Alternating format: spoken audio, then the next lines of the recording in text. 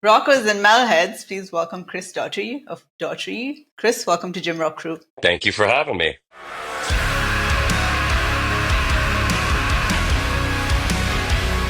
I really appreciate you taking this time out to talk to me in the midst of your tour. Of course. So you've had a very long and successful career in the industry, especially one that is rife and notorious for drug and alcohol abuse. So I'm excited to hear your secrets on how you've basically kept superhuman shape Mm, throughout all of this. Also, I listened to your stuff back in the 2000s, and I loved it, but I really dig your new stuff. thank you. Thank you.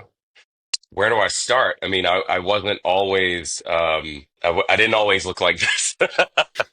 I used to have a ton of bad habits. Like, oh my God. Like I remember when I first started touring, it was, it started with probably drinking, a six pack a night after the show. And then it turned into, I would start drinking like Jack and Coke an hour before the show and then during the show. And then I'd switch to beer after. It was awful habits.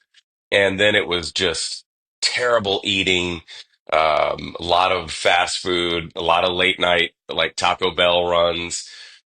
And I'm like, what the fuck am I doing? I started getting into bodybuilding and weight training when I was a teenager and was obsessed with it. And then life, I became an adult and life just, you know, starts to present things that are, I guess, more important at the time, and and you live in survival mode, and you kind of put things on the back burner that used to be good habits, and then fast forward to 2006 when I start touring, and it was like all that shit went out the window. It was like, yeah, it was. There was a few years of just completely unconscious behavior, like, and I think around 2010 I remember looking seeing pictures of me online, and I'm like, oh my God, what, who is that guy, like what happened? And so I kind of started changing my eating habits and getting back into weight training, and then I would kind of cycle on and off of that, for the next few years. And, I would kind of wait till I needed to get ready for like a video shoot or a photo shoot. And I'm like, okay, now I'll start eating healthy. And then I feel like, man, I ended up becoming a smoker. And, I just, it got to a point where I was like, what am I doing to myself? And I think when COVID happened, I just I kind of just traded it all in for the gym. I just stopped everything, put it all down, and was just like, I don't, well, I take that back. It actually ramped up during COVID for like the first 6 weeks. And then I was like, okay, this is lasting for a long time. I can't keep this up. And I just got tired of feeling not necessarily hungover, but just like disconnected. I got tired of feeling like I would start to get overwhelmed because I would kind of just not feel like doing anything, and emails would back up, and then important business emails would come in and I didn't feel like answering it. I couldn't be bothered, and I just got tired of feeling that like need for escape, that need to escape into whether it be booze or weed or whatever. And I just woke up one morning going, I think I'm done with all of it. And I didn't like and need to like go anywhere. And I respect, everyone who does. But I kind of just started and I think I questioned it for years, where I was like, do I have an alcohol problem? You know what I mean? Or is this something that I'm just doing because, you know, um, because I want to, or because I'm bored, or because, there's so much time on the road where there's just nothing to do. And am I just afraid of feeling like, I just started questioning all these things. So Yeah. when COVID happened and I started pumping the brakes, I just I traded it all in for the gym, and I literally that it literally became my addiction, my obsession, and it was something that I always loved. So it was almost like falling in love with it again, and doing it as a lifestyle as opposed to, oh, I'm trying to look like this, next week, and and then it's back to shit eating, and bad habits and terrible sleep habits, and that was another thing when I was you know, doing all those other things that were terrible for me. I was getting to bed at like 2, 3 in the morning, you know, on any given night, not just on the road. And I'm like, there's a real reason why I feel like shit every morning. Yeah. I'm not getting enough sleep. So I just started like little by little, like stacking good habits. It didn't all happen overnight. This has been like, I'm still doing it. It started seriously during, COVID, and not being able to be on the road and not being able to like escape anywhere because I was stuck in my own home. And I had to, it wasn't just, I think those outward behaviors were just symptomatic of something else going on inside of me Yeah. that I needed to address and deal with. And I had been able to kind of escape for, 15 years at that point. I'd be home for a little while, and then I'm like, oh, I'm back on the road. There was never this time to like face myself. And so I just started kind of unraveling this extremely tangled ball of yarn, and unpacking all this stuff that was kind of built up in me, and like, why am I doing this? What am I doing this for? What am I actually needing right now? And it was just one by one, stacking good habits, stacking good habits. Maybe I need to go to bed earlier tonight. Maybe I need to set my alarm for 5:30 instead of whatever, so that I can be up earlier than my kids and have time to meditate, and just little things that I started stacking. And all of a sudden, I just started not only seeing incredible results, but I started feeling just like a completely different person. Like I was able to handle shit better, and not feel so overwhelmed or feel like the world is caving in around me. You know what I mean? And so I think it's just long story to get to this answer. It became a lifestyle. It became something that I had to do daily, and not just like, oh, I'm going through this fitness phase right now. I got to look like this for a video or for a photo shoot. So I got to a point where I'm just like, I'm always ready. You know what I mean? I'm always there. And I I'm like the most boring rock star you'll meet now. I'm like, I do our show, and I get on the bus and I make like a protein bowl, and then I hang out with my dog and I go to bed. Like I don't hang out with anyone. I don't talk late. I don't drink. I don't do any of the quote unquote fun stuff that people associate with rock and roll. So, and ironically, I'm having like more fun. Yeah. So you basically answered all my questions. I'm sorry. Interview's over. All right. I'm sorry. I'm a bit of But a rambler. I will say that I no. did trade all of those for an unhealthy addiction to coffee. Like Mm. that's like my only substance that I quote unquote abuse, because like It's, I can't live without it. I know that there's so many studies out there that are like, this is. But then I hear all this the flip side where, yeah. the amount of coffee can prevent cancer, and that's what I latch onto. I'm like, I'm preventing cancer right now, so let's go. Yeah, there's actually a lot of studies saying, you shouldn't overdo coffee and stuff. But I'm also seeing a lot of studies on the other side, like you said, that it's actually not as bad as people make it out to be. I'm one of the rare human beings that, or maybe it's not so rare, I don't know, that I could literally drink coffee at night and have no problem falling asleep. Really? Yeah, I don't get the. I know some people like my wife. She can't have it past like 5 o'clock, or she'll be up till like 3 in the morning, and feels like Yeah. anxious or whatever. I don't get that, so I don't know. But if it's does it because I still have consume that? too much. Yeah, that's what it. I think you get to a point where your body just kind of adapts, and then I Yeah. don't know if it's the same effect like on you as in on someone like who doesn't drink coffee that much. Like if I drink that much coffee, I will not sleep at all. So maybe Well, it's just that your body's adapting. I still feel the effect. So if I'm like, this is like my usual whatever, but if I go get like a cold brew or something from like a really, high end, like, top notch espresso or what, like I feel that shit like immediately. I'm like, Hmm. let's go. I can run a marathon right now. Cool. Okay, so you brought up a lot of points, and I want to kind of uncover all of those. Yeah. So, what I'll do is I'll kind of circle back to some of the stuff that you said, but let's start with some quick fire questions, if that's okay.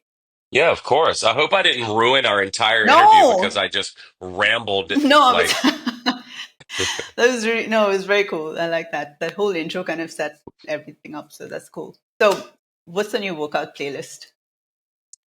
ooh. Um, I'm really terrible at making playlists.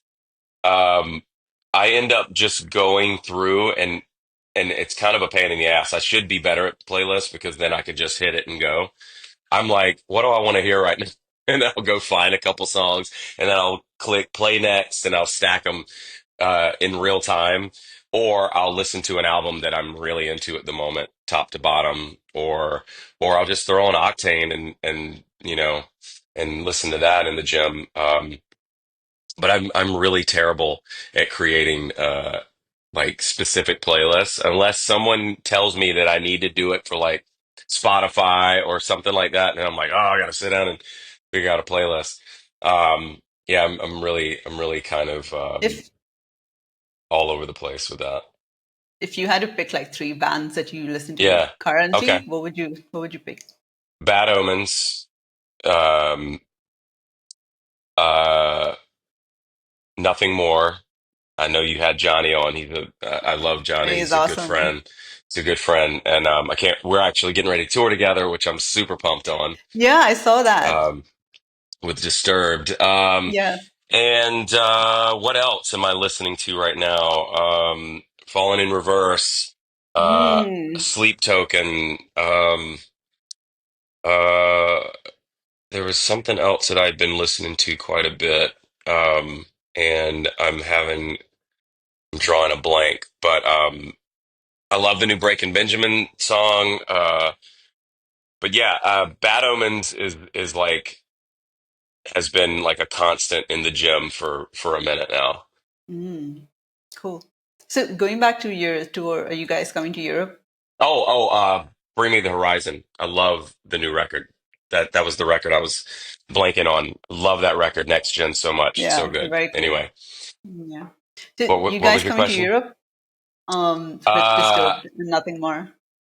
I haven't heard about that. That would be amazing if we brought that over. But as of right now, I've heard no such news. Where are you? Oh, Portugal. Oh my God. I don't, why did I think you were in the States? I'm far That's away. awesome. Our keyboard player is Portuguese, Oh, that's nice. Last and name his is last name Ishin. is Fernandez, Really? but his is with an S, not a Z, I think. Yeah. Yeah. Yeah, I'm kind of messed up. My line is just a mess. I've got like people from all over the place. Someone messed around and it's just a mess. So What part I of really don't know why, Portugal? man. I'm actually not from Portugal. I'm from India. I'm just living here. Like for the past few years, I'm in the center. Okay. I say okay, like I know where that is. I've never been, so Yeah, yeah. Anyway, so I've heard what's your it's favorite incredible though. exercise and why? Yeah, it is. It's I so. I think I there's a delay love when we talk, and then I'm kind of missing lines. yeah, sorry. You said you asked me favorite exercise. Yeah, and why? Um I love cable machines. Um I just, I think a few years ago, I was having some tendonitis issues, like torn UCL here and some issues in my shoulder, and I started switching over to cables where I could still get that like really good resistance, but I felt like it was more balanced and controlled as opposed to free weights. I still do free weights every now and then, but I love like cable flies or cable chest press.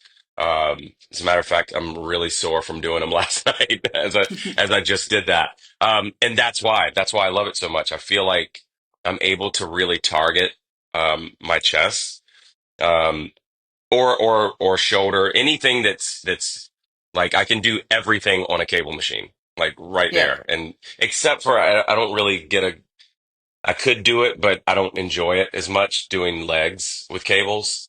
I would Mhm. rather have either a machine or a leg press or something like that. Um, Yeah. but as I'm approaching 45 and I try to stay away from I have nothing to prove. Like I was telling my keyboard player last night, he works out with me, and uh, who I was telling you is Portuguese. He we were like, I what I don't understand. Like when people like, what do you max out? I'm like, I don't give a shit. Like I literally have no idea. I haven't cared about that since I was in high school. Like I don't. And if you looked at the numbers, the weight that I'm pushing, you'd be like, dude, I figured you'd be doing way more than that. I don't have anything to prove. I'm not trying to like some macho record or some shit. I Yeah. just do what it feels good to me. Feels like I'm getting enough resistance and I can get a solid like 12 to 15 reps Yeah. out of everything until I like really burn out. Like that to me feels better than, like, oh, let's see if we can get 200, I don't give a shit. Yeah, I love doing most of my workouts on either cables or some sort of hydraulic machine that feels the same as cables. Hmm. Yeah, Yeah. So I like cables as well because it kind of you go with your natural range of motion as opposed to like anything else where it kind of forces you into a certain position. So it's safer in exactly. that sense. And I feel like I get a better mind muscle connection. That's something that I started Yes. doing a few years ago. And I think it's why I was probably having so many tendon issues is because I was going for this weight that I thought that I should be doing, and maybe my muscles could handle it, but my tendons could not. And so I started using cables, but I started using like really low weight and just Yeah. like closing my eyes and feeling it and really like almost meditating through the lift. And I started getting way better results because I was actually connected to my body more than me just like trying to plow through, and that was a huge like breakthrough for me in my fitness game where I was able to like really connect to the muscle and the movement and the contraction and like you said, feel the range of motion better. And yeah, I think that's important. I think that there's so many people that don't do that. I think there's so many Hmm. people out there that like, oh my God, I have such a hard time being in a gym and I have such bad ADD and I'm always looking around and I'm people watching and I want so badly to go over and go, what the fuck are you doing, dude? Like, what are you doing? What are you working? And I'm like, like, what is happening over there? And I want so badly to be like, hey, maybe if you try, but I can't. I don't because I don't have the patience for the potential pushback on that. So I'm like, it's your journey, bro. You'll find it. You'll Yeah. figure it out at some point. But yeah, that's a huge pet peeve of mine. Like have such a hard time seeing people with the worst form, and Yeah. they're just slugging weight around, and I'm just like, oh my God, you're doing nothing. Half reps. Yeah, Yeah. Ironically, so we're quite close in age. I'm 43. I'm going to be 44 in Feb. And I think your birthday's in like what 10 days? yeah, Yeah. December Yeah. 26th. Yeah, Yeah, yeah. So ironically, I also made this shift from like lifting super heavy to the 12 to 15, even sometimes 20 reps just to burn out. Like, yeah, yeah, sometimes. And this is with a bodybuilding coach. So yeah, that totally works. And there's so many ways to build muscle. But yeah, I find this way, especially like after I got older, way safer. The recovery is much better and much better results as well. Absolutely. I started feeling the soreness Mm. in the right places, and not like Mm. the, I don't think I can lift today. Yeah, what's the point otherwise? I mean, you're lifting to just like feel like shit for the next few days. Yeah, exactly. Right. Okay, so what is your least favorite exercise and why? Oh, that's a good one.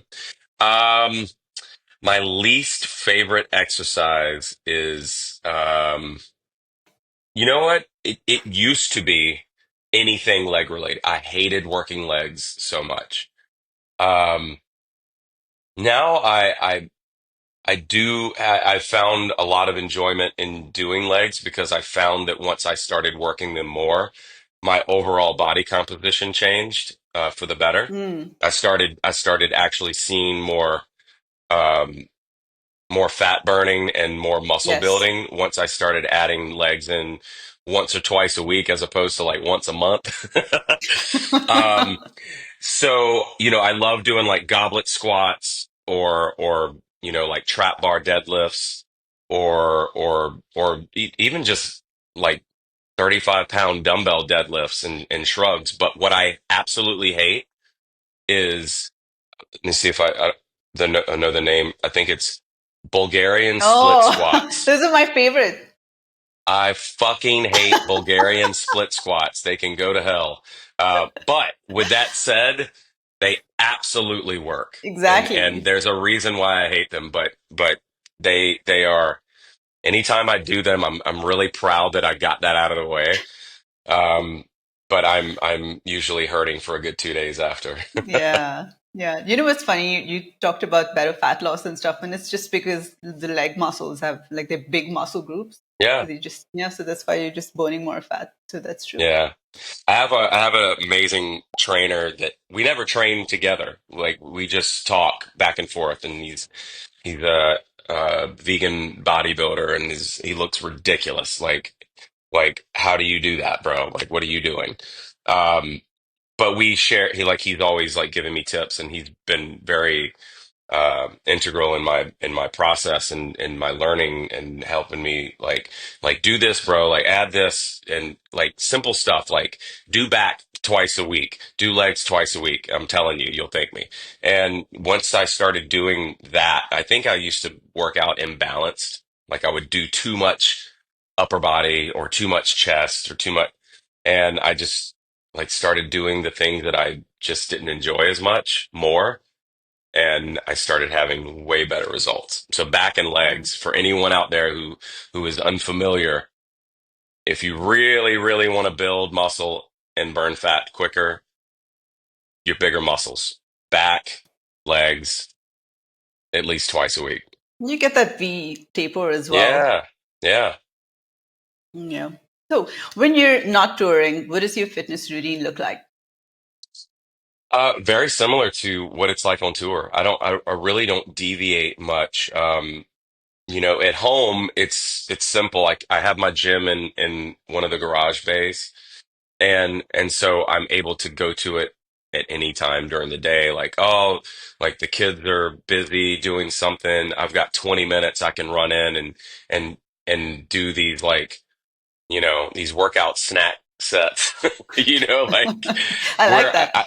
I've kind of gotten to a point where instead of cramming it all in an hour, hour and a half or whatever, at home I tend to go in little bursts. I'll go in and knock out, 20, 25 to 30 minutes, and then I'll do it again later when the kids go to bed or whatever. Um, and then there's days where I do have the time to really get a solid, hour. I kind of enjoy that more when I'm able to kind of get it all done. But if things are crazy and life is crazy and kids have appointments and I'm dropping kids off at school and I'm like the Uber when I'm at home. I'm taking them everywhere. I get it in when I can, and I know a lot of people tend to, if they don't have 2 hours, they just say, well, I'm not going to do it. And I would rather get in 15 minutes than nothing. Like I have to. I personally have to. Like it's like a mental thing for me now.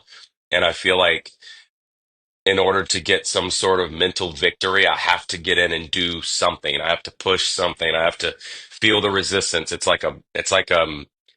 It's almost like a pressure cooker for me. Like I have to release the pressure. And it's how I've kind of learned to deal with stress and the pressures of life in general. Even if it's like dropping down on the floor and doing like 50 push-ups or something, like I'll do something. And on the road, it's a little more um I don't train on show days. I don't lift heavy on show days because I don't want any sort of extra inflammation in the body that could Mm. potentially be affecting my voice. Um, and so I use my days off and and I hope to the universe that there's a good gym in the hotel. There's nothing worse than than looking forward to your day off and you getting in there and there's two treadmills, an elliptical, and like three dumbbells. I'm like, what the fuck am I going to do with this? People are There's obsessed with nothing in cardio. here. Yeah. It's awful. Yeah. So I'm always super pumped when there's like a really solid, and we've been really lucky on this tour. We've had some like full laid out I'm like, whoa, like this is how it should be everywhere. Um, and so I get it all in, and sometimes I'll train twice a day on days off, and then show days. I have this like um, I don't know if you've heard of this. It's called a Max Pro, but it's like this little thing that folds up. You stand on it. It's got cables, and you just kind of dial the amount of resistance on the ends, and you can get like a really good workout with this little contraption. Um, and that's kind of what I do in the dressing room, like pre-show or whatever, just to get the blood flowing and to have some sort of a pump when I was out on Yeah. stage. You know what I mean? Yeah. Bands are Um, really good for that. get the vascularity going. Oh yeah. Yeah. I noticed It as kind of takes the place of bands. I used to carry mm, bands around, and this is just one thing as opposed to having a bag of snakes, like yes. just having to put back in the I know it bag. all too well. Is it called Max Pro? You said. Yeah, Max Pro. Yeah. Let me write that It's down. really cool. The thing that kind of sucks is it has zero negative resistance. So it's all on the contraction and you have to kind of Oh, okay. So you don't get yeah. the stretch, the eccentric. Okay. Right, exactly. Max That's the Pro. word I was looking for. Cool. Got it noted. Okay, so your training then it doesn't really change when you're preparing for a tour. You don't kind of ramp up your cardio or anything like that. No, because I'm doing enough of that on stage. So I used to run on a treadmill for like 6 miles and all this shit, and I was just burning out and honestly burning muscle like crazy. And so I just Mm, started walking. Like on my days off, I love walking around the city, just being outdoors and walking. And having my dog out with me has really kind of helped keep that steady. Because I have to take her out anyway. So I'm like, mm, oh, let's just walk around the city.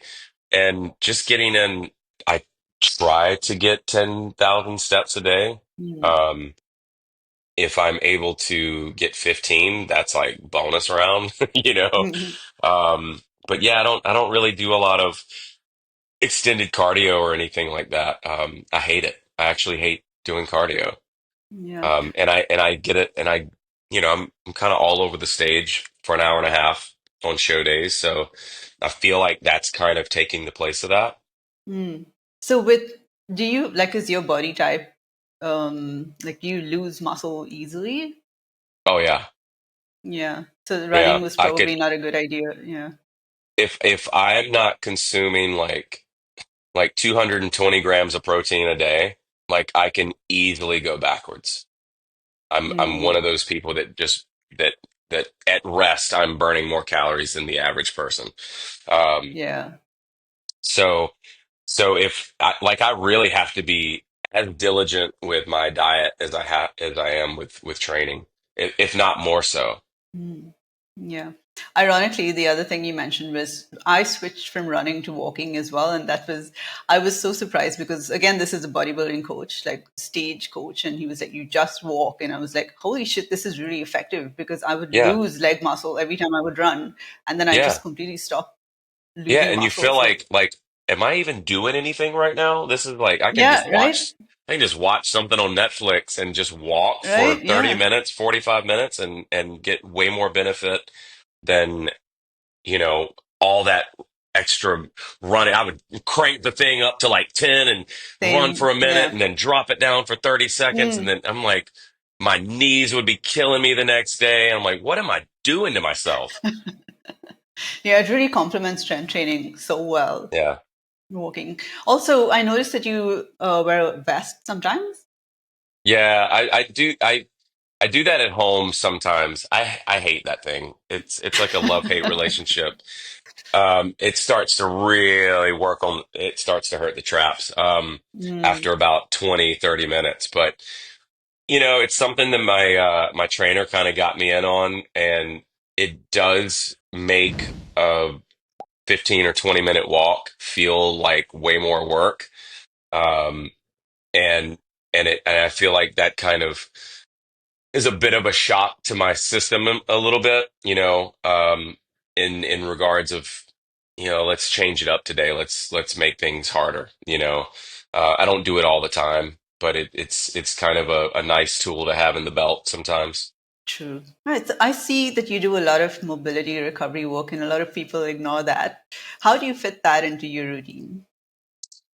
Not as much as I'd like. I'm not as diligent about stretching or um or recovery as I should. I end up I love taking long, hot as I can stand it baths and just like soaking in like Epsom salt and I've got this vibration tool that I use now that I used to use a Theragun and which is like percussion and this chiropractor slash, I don't even know how you describe this, what this guy does, but he does incredible like body work, like on the fascia and like soft tissue as opposed to just working knots or whatever, out of Los Angeles. And he turned me on to this, device. I can't even remember the name of it now. Is this a Um, bluff method guy or something? Jimmy Bluff. Yes, that's the guy. Yeah, okay. And it's rapid therapy, or some. I think that's what it's called. And it's like the most intense vibration, as opposed to like pummeling your skin. So I'll like run it up and down my neck and my traps and my back, and I've literally felt muscles I've felt a knot like just completely dissolve within like it like touching it, and I'm like, whoa. Where you sometimes when you're training you feel like something wants to lock up and you're like, that's I'm feeling this a little more than I should. This thing has been like incredible. So I don't use it like all the time. It's more like, oh, I kind of feel tight here. I'm gonna, use this. I need to be better at I see people all the time like they're doing these entire stretch routines, and I'm like, I hate stretching, Yeah, and I I know. just do, and I need to be better at it. I think that's one thing that I need to really up my game on. Yeah, Because I saw a I video. know as we get older, it's only going to get worse. It's only going to become Yeah, even harder. And I've heard that flexibility is the key to longevity, and that's like a metaphor for life. But yeah, when that shit starts locking up, and I think that's why so many people in their older age start having so many problems because muscle loss, lack of stretching and mobility, and then you become everything just feels harder. yeah. We could get away with a lot of stuff in our younger years, I right? wish I could take a pill that just made everything Right. flexible. Actually, that would be Like, awesome. oh, I can And touch my toes now without any pain. yeah, I would also like a pill that you could just kind of set in your macros and then you just take that pill and then you just get everything that you need. Yeah, yeah. Right? That would be awesome. So when you're on tour, how do you protect yourself from getting sick or injured or exhausted?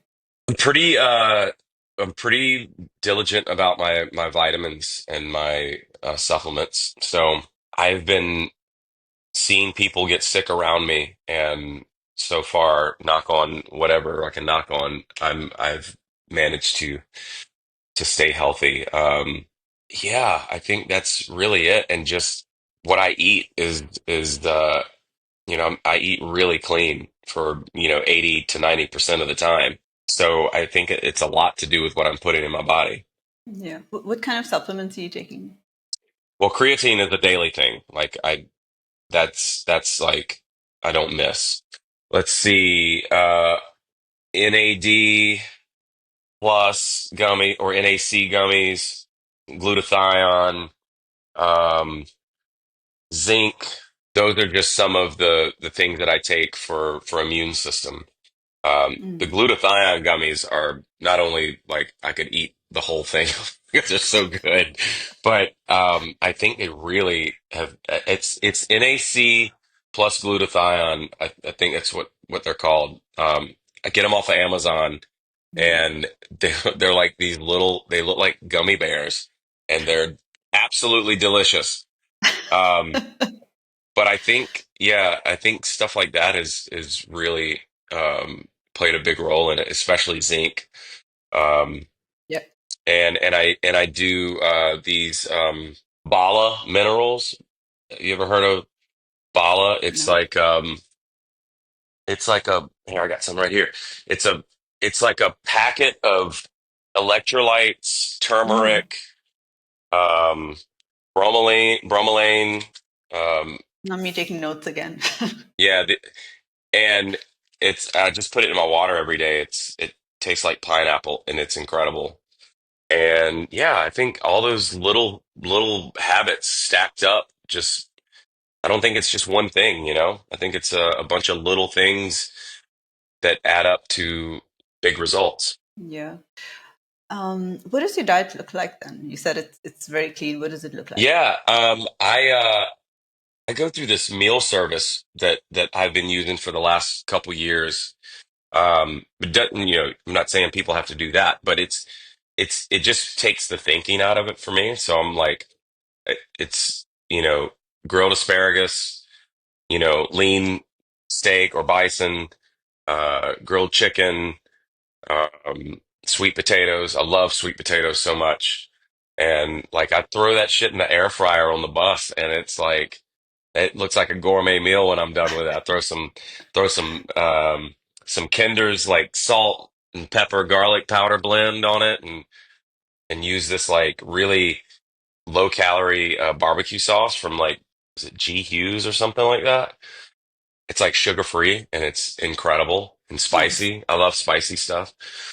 And yeah, and I'm such a creature of habit that it's easy for me to pretty much do the same thing daily.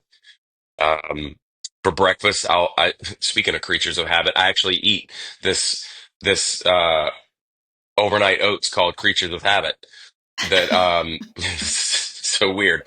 Um, and it's incredible. It comes, I used to do oatmeal every day with protein powder and I'd put all my stuff in there, but this is like pre-made. Like it's got all your like pumpkin seeds and all the seeds, all the nutrients and 30 grams of whey protein, and it tastes insane. Um, you think they were paying me to say this, but they're not. Um, so I go through like mega fit meals for Hmm. most of my meals, and then I eat the overnight oats every morning.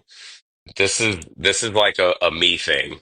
So at night after the show, I don't do after show food or anything. I call it night pudding. It's something that I like created a couple years ago as a hack to ward off the incessant need for ice cream or because I love sweets. Like and every now and Mm. then, I allow myself to go there and I'll have my cheat day or whatever. But so it's like I use casein protein for it because it's one, it's slower digesting Yeah. overnight, but the real reason is because it mixes up really thick like a pudding like consistency. And I'll throw in like cacao nibs and like the sugar-free chocolate syrup and like this there's this Farm Girl, it's called Farm Girl protein cereal. I'll throw some of that on there for like crunch and some frozen blueberries, Nice. and it's a fucking dessert, but it's all super clean, and Yeah. I'm getting like 50 grams of protein, 50 to 60 grams of protein after the show. Sounds So awesome. that's literally every single night I do that without fail. At home, on the road, it's like it's like the meal I look most forward to because it feels like a dessert, and it's giving me all my macros that I need. Yeah. That's so good. It's funny because a lot of people who can't seem to get in shape will say that I can't eat the same food every day. But I mean, I'm perfectly fine if I have a blueprint that works. I will eat that shit Yeah. every single day. I don't, Yeah, I don't care. and I deviate. It's like you said, it's the same blueprint, but maybe today it's chicken, maybe tomorrow Yeah. it's steak, maybe to the next day it's salmon. But it's the same principles across the board.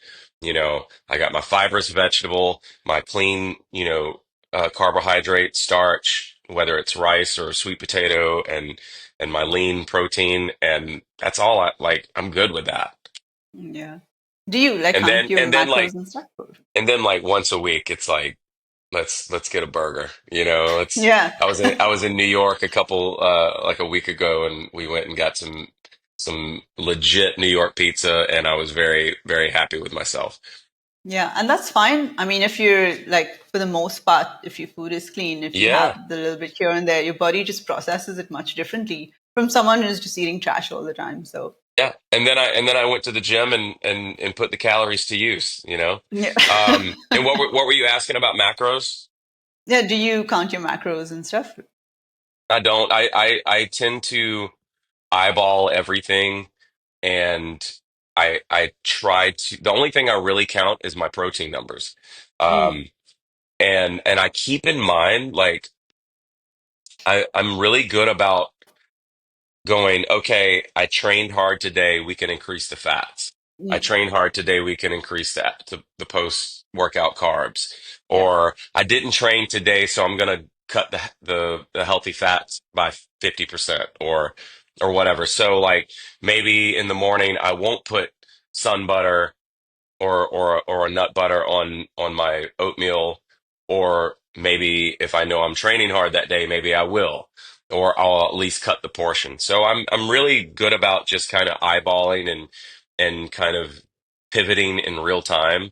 Like, okay, I didn't I didn't train hard today. It's a show day. I'm actually not going to have the sweet potatoes. I'm just going to have the grilled asparagus. Mm, And so I kind of undulate that way with calories and but I never, so that's where I'll subtract or add, but I never add or subtract on the protein side. I always keep that yeah, yeah. with it between 200 and 230 grams, depending on, if I train hard that day, I need to go up a little bit.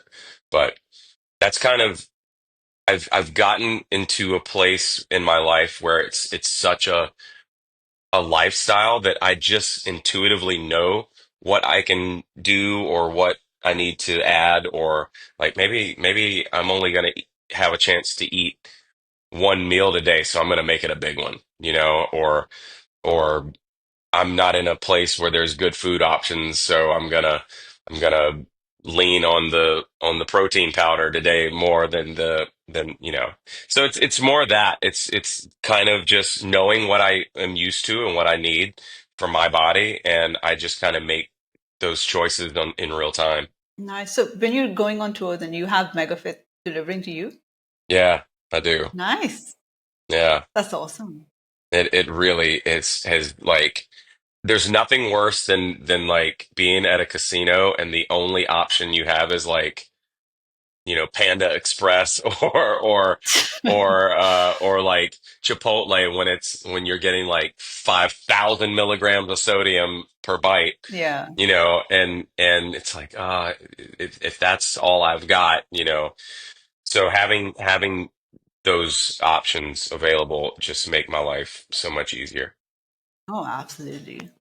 All right, let's talk a little bit about alcohol. And you said you kind of went up and down with that. Yeah, And yeah, then COVID, I think a little bit after COVID, you kind of stopped yeah, drinking. You started smoking and then you stopped smoking, started yeah, drinking, you stopped. yeah, yeah. What made you switch? What made you quit?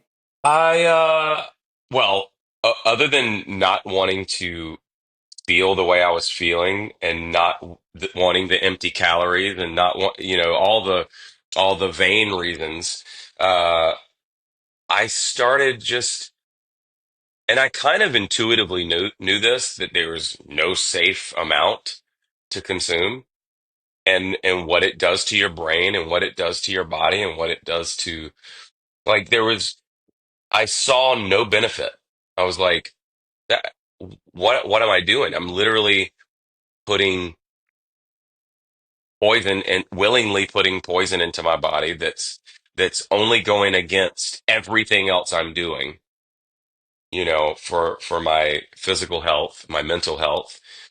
And I had to come to terms with, I think the hardest obstacle for me was going, now how do I exist in the real world? Now how do I be social without it, right? Now and I had to learn how to be in social situations, even at my own house, when we have people over for like a holiday or something, and I know that there's going to be people drinking. And I'm like, I finally got to a point where, like, this Thanksgiving, there's so many people over at my house, and, people are drinking, and I'm just okay with not. And, and it was the first time that I remember not feeling the need for any kind of social lubricant. You know what I mean? And I was able to be present and able to just exist without even thinking about it. Like, I'm not going, oh, I wish I had something. Like, I got a Diet Coke over here. I'm good. You know what I mean? Like, Yeah. or I got my coffee or whatever. I just, and I think I needed to just kind of put myself through that.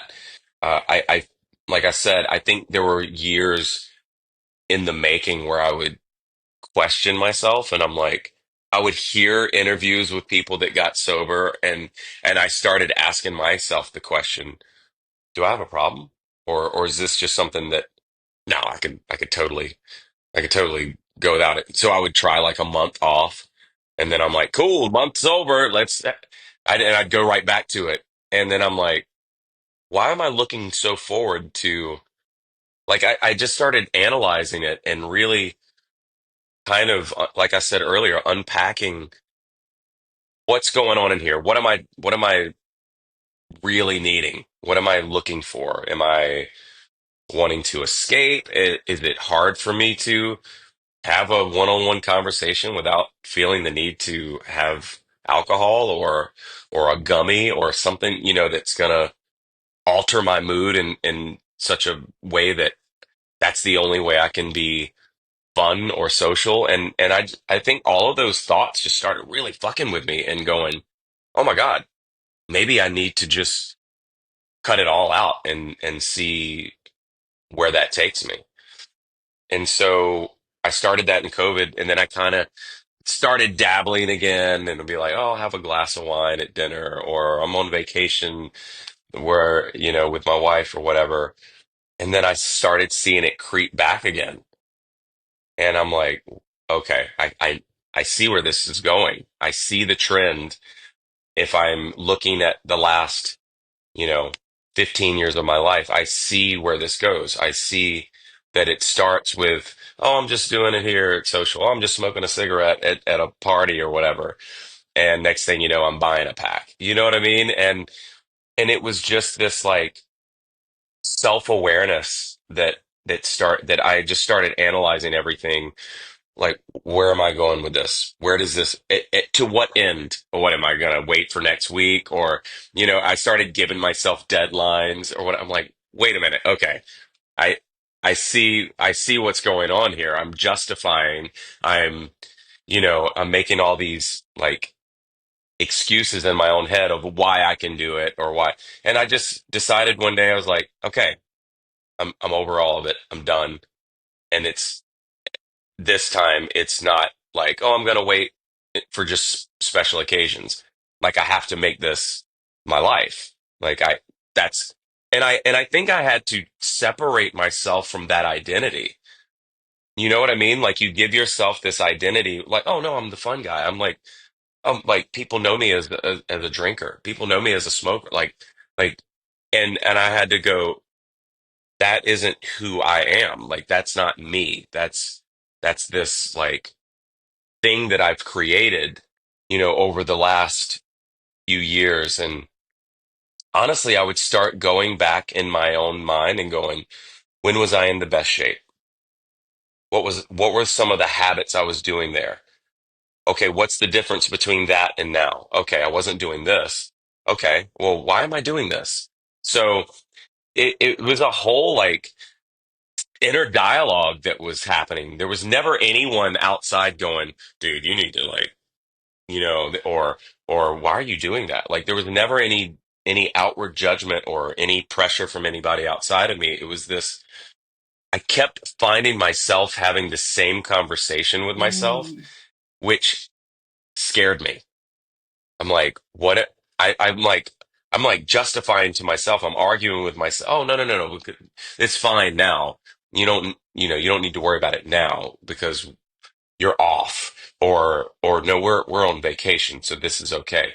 Or no, you're in Japan, so this is okay. Like whatever, like the yeah. thing was. And I went, and this isn't even something I talk about, but I went for like 5 or 6 years straight where I was never not like high, on marijuana or a gummy or some sort of edible, or you know what I mean?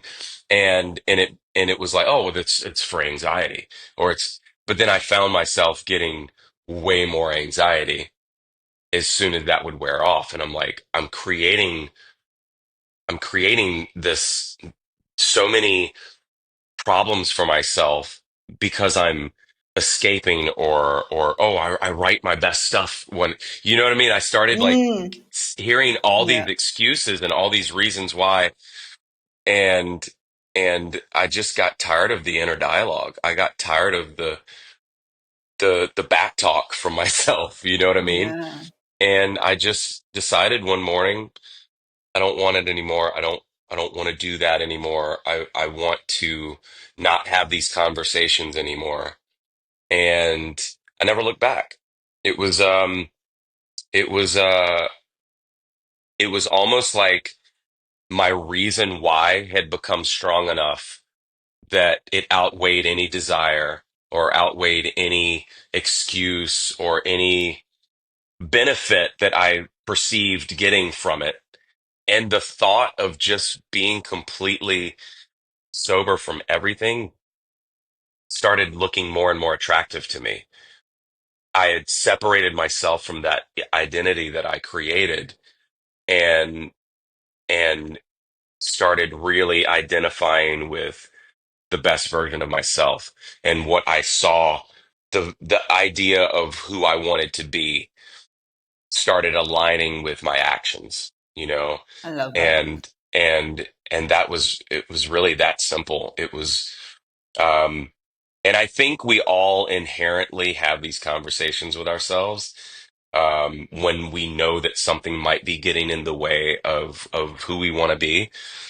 We know, we feel it, we always feel it when we, well, after the fact, right? Like, oh, I'll just have one cigarette. And then the next day you're like, oh my God, like the disappointment and like I have dreams. I have dreams where I cave and I wake up and I'm like, Yeah. okay, but in my normal daily life, I don't have the desire anymore. But there's this fear somewhere back in here that creeps up in my dreams that's like, are you gonna do it? Are you gonna stick to your guns? Are you gonna, stick to your word?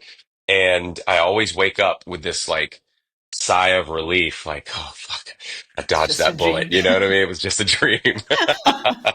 Right. I was listening to a podcast, or was it? I think it was Stephen Hawking. It was something on storytelling, and then he had a really bad problem with addiction and like alcohol and drugs and Mm. everything. And he was telling himself that all his creativity was coming because of that. And then he Yeah, just made that decision one day to just fucking get rid of all of that. And then he just completely switched his life around. And he was like, you don't need that shit to be creative. You're yeah, just yeah. addicted to that. So it was very cool Yeah, listening to and that. yeah, I think I went through a really long phase of feeling like, oh no, this is my creative weapon here. This is my mojo right here. I need this. Like, or I wouldn't do vocals in the vocal booth without, a bottle of Jack over here. You know what I mean? And I'm like, it's like I created this idea in my mind. I had to go back and think about like when I fell in love with music and when I fell in love with performing, and I was a teenager and I had none of that in my life. And I was Mm, like, that was when I was the most on fire for this, and that was never thinking about like, I gotta be drunk or I gotta be high or I gotta, you know what I mean? And so like, yeah, you tend to start going back and thinking about those, um, moments in your life where you weren't under any sort of influence other than the thing that you were in love with, and the thing that mm, you had a passion for. And that was kind of, one of the things that really, once I kind of got rid of a lot of things and unhealthy habits, I was able to really focus on what I really wanted to do with my music, what I really wanted to do with this band, and what I really wanted to say. And not only did I have to strip away that identity, but also the identity of what people thought I was musically. And this mm. identity of, coming off of a TV show and having to please this part of my audience, or maybe they think I'm this person. So I gotta kind of cater to that and really step out and go, no, fuck that. What do I want to do? What is the music that really made me want to stand in front of a microphone or pick up a guitar? And it was always heavier shit. It was always stuff that was like the antithesis of what I was creating. And I remember, I know I'm kind of rambling at this point, but No, it's all good. I love this it. all kind of goes hand in hand, because I remember taking a step back and going, okay, well, I'm not I'm not out there performing now. I can't be, because we're all at home. We're all locked down. I felt this like somewhat disappointment in myself, or discontent rather, of what I was creating, and this lack of fulfillment artistically in the last couple records I had put out. And I knew deep down, just like the inner dialogue I was having with myself about substances, I knew deep down, because of the inner dialogue I was having about the music I was creating. Oh, I'm just, there was a part of me that was just, well, in order to have this success, I got to be creating this, or in order to have the relevance at radio, I got to be, we can't be doing. And I was like, who the fuck, who am I listening to here? Is it Yeah. these execs or peers that think they know better than me, or am I listening to my own voice? And the truth was, I was listening to everyone but my voice. And there was always this thought in the back of my mind, like, if I'm like watching me from the crowd right now, I'm not really stoked on what we're performing. I'm not really, there's moments and there's stuff that, as a writer, that I feel really connected to. But in the presentation and how it's being produced or put out there, we are so far from where I started and what I wanted to initially do before I went on, a television show. I was in these bands that were much heavier and more aligned with what I loved and what I wanted to put out there.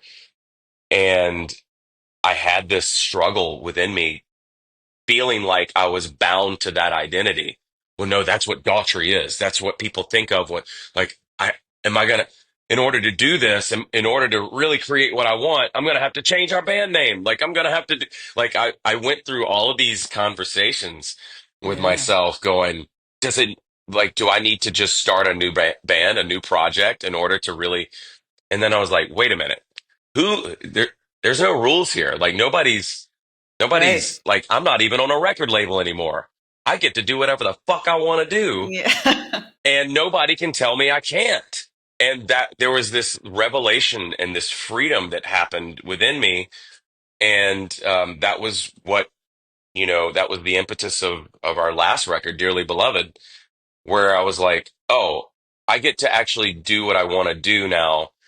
And I also had to come to terms with the fact that I'm going to lose people. There's going to be people that are just like, not on board with this. But I have to remember that if I would have stuck with what I was initially doing, I wouldn't have had them anyway, because it wouldn't have been the music that catered to them. So it was almost like I had to come to terms with whatever this comes with, I have to be okay with it. Whatever this attracts, I have to be okay with it. Whatever this, maybe alienates, I have to be okay with it, because Yeah. this is fully me, and this is what I've been wanting to do all along. And so that's what you're hearing in this new music. That's the I love freedom it. of expression and the freedom of not having a record exec or these other people in management that I have since gotten rid of, or just peers that were chirping in my ear that I was listening to. Um, this is the absence of all of that, and me just going, this is who I am, and it was always going to be heavier than what you probably were used to from us before. Um, there were hints of that on the first record. There were hints of that on the second record, but it was always placating to the record label. It was always placating to Hot AC Radio or Top 40, and I was always kind of having to walk that tightrope of like, yeah, you get this one rock song on the record as long as we have the rest of this. And that wasn't like, that wasn't real to Yeah. me. That was not to say that it doesn't take away from those songs that I wrote and the meaning behind them and what those songs mean to other people. It's more about how we were allowed to present it. You've gone through quite an evolution then with everything, not Yeah. just creatively, just like you've just turned into a completely different person. I wanted to say something. When you say yes to other people, you're saying no to yourself, right? I've gotten really good at saying no lately. Yeah. Yeah. I think it's become one of my superpowers. I say no all the time. It's I'm glad you fun. said yes to this People, interview. oh, of course. People should get used to it. Like you have, it comes a point in your life when you realize, like, you have to realize what you're saying yes to and the reasons you're saying yes. And if it's not aligning with the person you want to be, then the answer should be no. I completely agree. So this evolution, I think a lot of people go through that, and I went through this as well. Not with addiction to drugs or anything, but just like the stress and the overwhelm and all of Yeah. that. And it's very few people who can actually pull themselves out of that, and it is quite a journey. So I commend you on that. Well done. Thank you. Thank you. Yeah, it feels like, it feels like, I kind of was joking in my head the other day. I'm like, man, did I just go through a really big midlife crisis, Yeah. or am I I just thought of really, that. Yeah. or am I just really more aligned with who I am? And I think it's more that. But yeah, it is kind of when Maybe I maybe it's really, just this body, and we're just like kind of sick of every taking shit from everyone. We're just like, fuck this. yeah. I'm just gonna do what I want. I'm tired of everything now. I So think there's a bit of that that comes with it almost happened overnight when I turned 40. It was almost like all of a sudden I was more in tune with myself and what I wanted out of my life.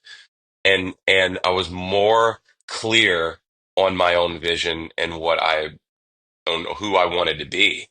And I think that does come with a bit of, age. And but it almost felt like it was like the night I turned 40. It was like something like, oh shit, this is what an adult feels like.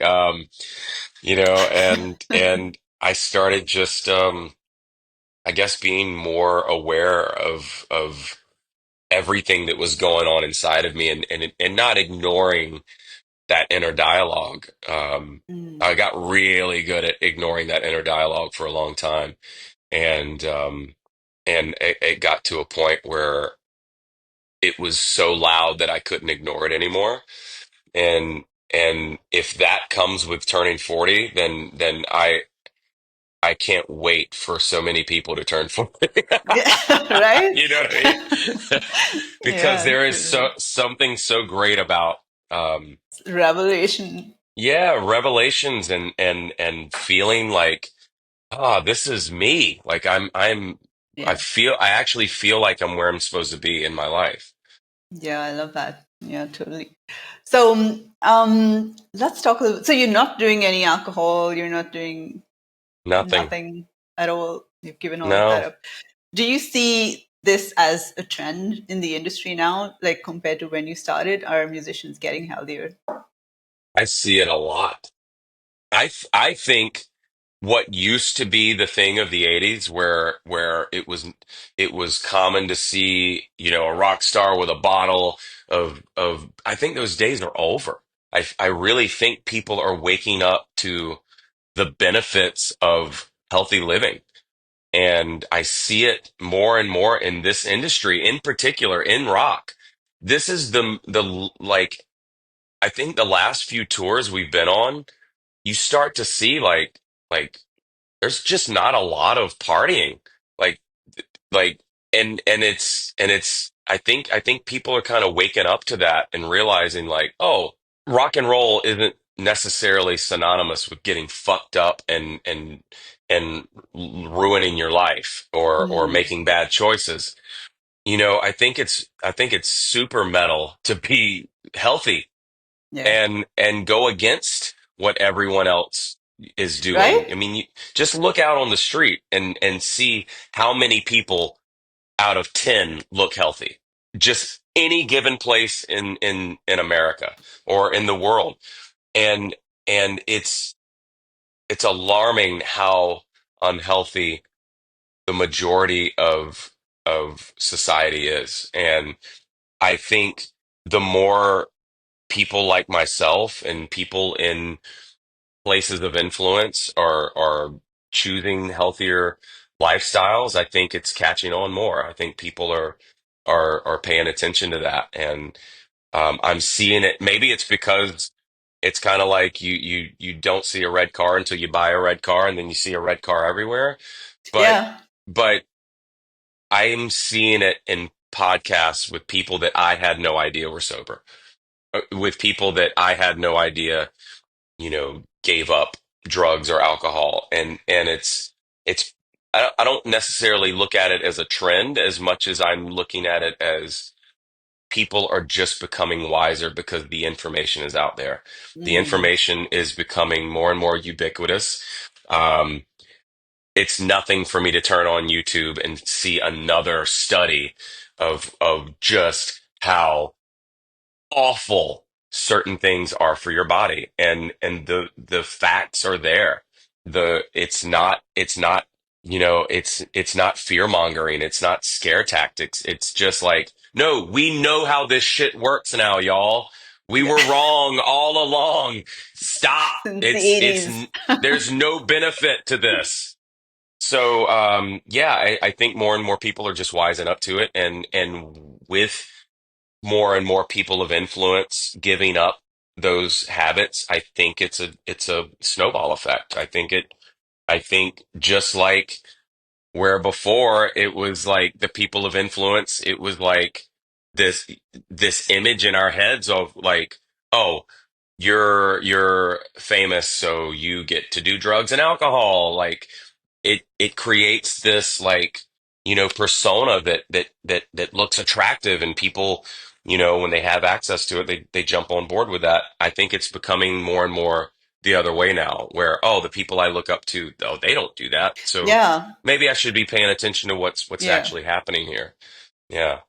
yeah, I And I'm not agree. on some sort of soapbox like preaching sobriety. I didn't go to like, a 12-step program, and there are people that I commend them when they feel the need to do that. I think that's incredible.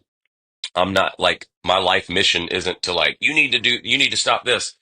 It's, I personally have seen all the benefits of giving up that stuff. And so, um, if that is inspirational in any way to other people out there, then I feel like I've done my part. Yeah, absolutely. So I think that what was very surprising and interesting is that all the artists that I'm talking to are all like, yeah, we are very healthy and we are eating clean and we take care of ourselves, we get enough sleep. But there's the rockos and the metalheads who are not artists who are still stuck on that. Oh, the Yeah, artists who drink and stuff are cool. That image is still stuck in there, and that resistance is kind of hard to overcome. But now I'm seeing more and more artists kind of putting it out there that they are healthy and they're not yeah, freaking drinking themselves to death. So it's only going to be a matter of time until people kind of realize and take that.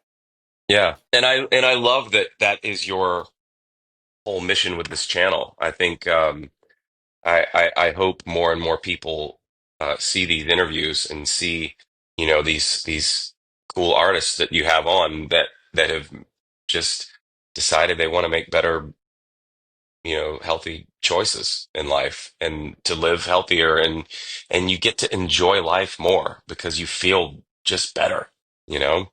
Yeah, that's true. So if you could train with one person, dead or alive, who would it be and why? Train with one person, dead or alive, Jean-Claude Van Damme. Really? When I was a teenager, I was obsessed with Jean-Claude Van Damme movies, to the point where like that's what I wanted to do in life. I wanted to be the next action film star, the next Jean-Claude Van Damme. I wanted to go into acting. This is before I fell in love with music. And yeah, so like him or Bruce Lee, like that would be, Hmm. you know, dead Bruce Lee, alive Jean-Claude Van Damme. Yeah, I have two brothers, so I grew up with all, the Sly Stallone, Arnold, and John Claude Van Damme. Yeah. Like it was always playing at home. Yeah, that's a good one. Actually, I've never Yeah. heard that. Everyone goes to Arnold. Yeah, This I is the mean, first. you know what you're going to get with Arnold. He's going to kick Yeah. your ass. He's like, but I would love to train like with JCVD any day. No, That would be awesome. he's gonna make you do splits. Oh, I could do every one of his moves when I was a kid. Like Really? I could do splits across chairs. I can barely touch my toes right now. As we discussed earlier, circling back to the flexibility thing, I used to stretch all the time. I did capoeira, which is like a Brazilian like martial arts. Like I could do all the flips, all the acrobatics. Like I was the shit when I was a teenager. That is so cool. And then I kind of I fell off that, but yeah, I still, in my mind, I can still do all that stuff. I just need to get back into the routine. Yeah, well, you're something interesting. A lot of artists who come on you and go, "Oh, I haven't worked out in a while because, tours and stuff." When I talk to them a few days later, they're like, "I was so inspired by the interview, I decided to go work out." So, Yeah, so I'm gonna it's start stretching again. Next time we there talk, you go. I'll be doing the interview in a split.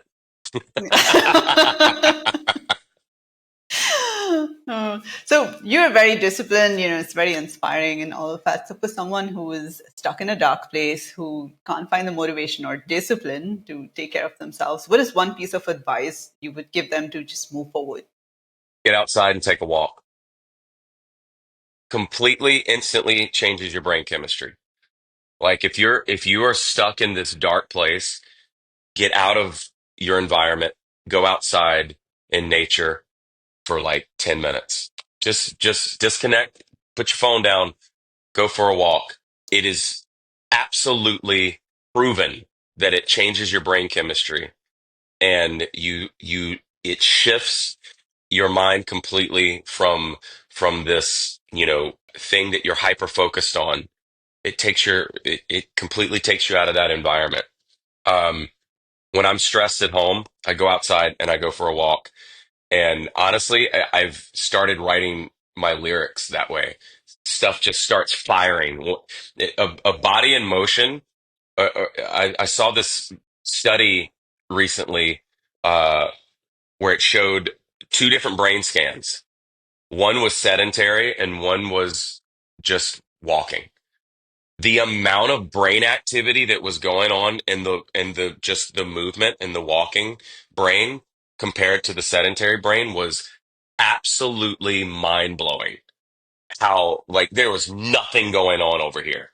And I think a lot of times we get stuck in this isolated rut and it's easy. It's easy when you are an overthinker or someone who is a deep thinker even or someone who just feels a lot to get stuck in this place and it's like a hamster wheel. You know what I mean? So getting out and getting away from that environment is like step one. Do that multiple times a week. Start there. Just a walk because everything else is going to happen once you start, you know, shifting Yeah. your brain and your thought process. Everything else kind of snowballs from there. Yeah. I love that you said go do some physical activity instead of go get therapy or something because the mind and body are connected, right? Yeah, So, and I have gone to therapy and therapy is great, but I think sometimes therapy is just once again it's that hamster wheel of the problem. I'm just yeah. talking about the same old shit over and over. Get away from all of it. Just go walk, breathe in some fresh air, look at the sky, look at anything outside. The simple mundane stuff and just be aware of it and and just see where that takes you. Just having sun on your face, right? That Yeah, helps so much as well. absolutely. Yeah. Well, anything else you want to add? We're done with the questions. Oh God. So as you know, Shock to the System Part One EP is out, but Part Two is currently being worked on. So we'll look for that sometime next year. We're going out with Disturbed and Nothing More next year in March, and then in August we got some more dates with Creed. It's going to be a busy year. So yeah, look for more music, look for more dates of us out on the road, and come check us out. And I think that's it for now. I think that's all the shameless plugs. No, that's awesome. And Well, check out the video for the dam if you haven't seen it. That is probably my favorite video to date that we've ever done. And Jensen Noen, who's an incredible director, who I found through his work with Ronnie Radke, um, who's another sober rock star. You should definitely have on your channel at some oh point. man, I want him. I want him. I want Um, Zach Wild. Yeah. And this director is just like the best out there in regards to rock videos and making them look cinematic. And it's incredible what he was able to do with this video. But anyway, check that out. And I was on a very, very strict diet for that video. I actually saw you doing like there was a resistance band makeshift like station there while Oh you were yeah, filming. we connected it to the back of the SUV. There were these hooks that you tether like a grocery net or something too, and I was like, let's see Yeah. how sturdy this is, and it worked. It worked. There, Awesome. you can make anything a gym. It really can. And I've found that uh, over the years in all these creative ways of making your surroundings a gym, which is sometimes it looks ridiculous, but it's fun. It works. So Yeah. it was really nice to hear your evolution and that you kind of coming to this place where you feel aligned and happy with what you're doing. I'm honestly digging your new music. I love it, and I cannot wait for the rest of the EP to come out, and also Thank for you you. guys to come to Europe. Yes. Yeah. Yes. There is talks of Europe next year. I just don't know with who and at when that's going to happen. But it is time for us to come back. Yeah, Um, I did see and I would on. love to play in Portugal. We've never played there. We've never played in Portugal. We've never played. There's so many places that we just. I don't know if there's interest in us or we just haven't gotten the offers, but. We've never played Brazil. We've never played Portugal. Yeah, South America in general, we've never played, but um, hopefully, hopefully those tides will change as we get further along in our journey. Yeah, to be honest, a lot of bands kind of stop at Spain, but I'll come see y'all if you'll go there. Okay. Okay, all right. Awesome. All right. Thank you so much. It was such a Thank you pleasure. for having me, Ramona.